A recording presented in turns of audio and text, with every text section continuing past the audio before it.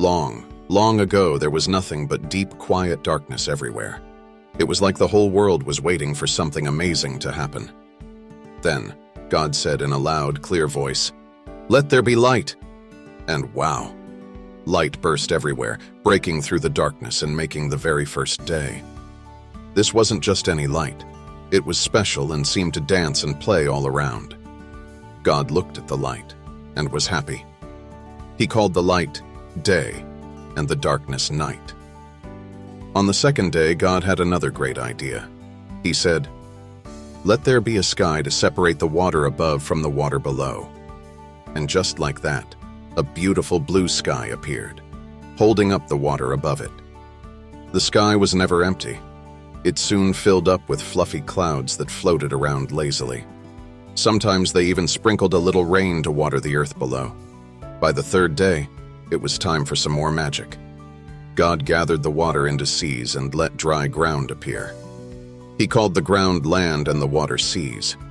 But that's not all. God called all sorts of plants to grow.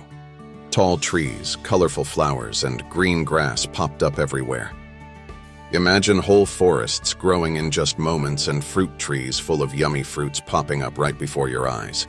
The air smelled so sweet with all the new flowers. The next day, the fourth, God made the sun to shine brightly during the day and the moon and stars to light up the night.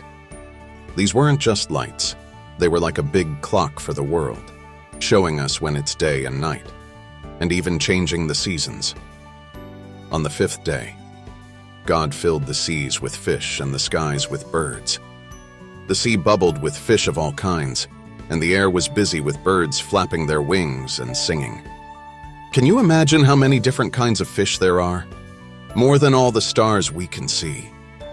The sixth day was super busy. God made all kinds of animals, big elephants, loud lions, and busy bugs. Then, he made the most special creation of all, people like you and me, to take care of this wonderful world. After all that work, when the sixth day ended, God looked around and was very happy with everything. It was all very good. So on the seventh day, he took a rest, not because he was tired, but because he was pleased with all the beautiful things he had made. Now, in the beautiful Garden of Eden, Adam had a big job looking after all the plants and animals. But even with so much beauty around him, God noticed something important. God looked at Adam and said, "It's not good for man to be alone. He needs a helper who is just right for him." So God made Adam fall into a deep sleep. While Adam was sleeping, God took one of his ribs, and from it, he made a woman. When Adam woke up, he was so happy to see her. He called her Eve because she would be the mother of all living people. Now, Adam had a companion, and they both lived happily in the garden. They cared for the plants and animals together and enjoyed the wonderful home God had given them. However, a clever serpent tricked Eve into eating the fruit from the forbidden tree. Eve also gave some to Adam, who was with her, and he ate it too. As soon as they ate the fruit, everything changed. They realized they were not wearing any clothes and felt shy, so they sewed fig leaves together to cover themselves. When God found out what they had done, he was very sad because Adam and Eve had not listened to his one rule. Because they disobeyed, they had to leave the beautiful garden. This was to teach them about choices and consequences.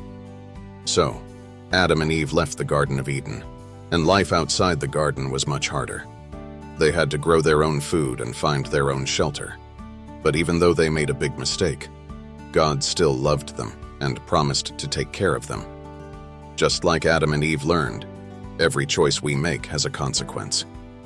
What do you think is important about making good choices? Hope you enjoyed this story. Please subscribe, comment, like, and share.